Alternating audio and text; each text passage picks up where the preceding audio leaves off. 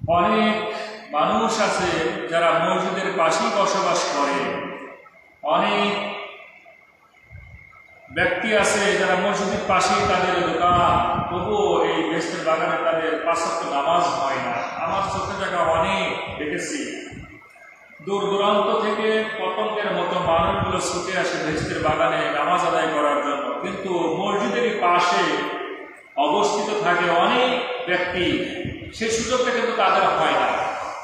এই সুযোগটা একমাত্র আল্লাহ সুবহানাহু ওয়া তাআলার হাতে, কারণ হেদায়েতের উৎস কোরআনুল কারীম, আর যিনি হেদায়েত দিবেন তিনি হলেন আল্লাহ সুবহানাহু ওয়া তাআলা। যেহেতু আমাদেরকে আল্লাহ সুবহানাহু ওয়া তাআলা এত চমৎকার এই সুযোগটা দিলেন যেন আমরা জান্নাত কামাই করতে পারি এবং এই মাহে রমজানের হক আদায় করতে পারি, এই সুযোগটা যেহেতু আল্লাহ সুবহানাহু ওয়া তাআলা দিয়েছেন, এজন্য আমরা শুকরিয়া আদায় করি আলহামদুলিল্লাহ।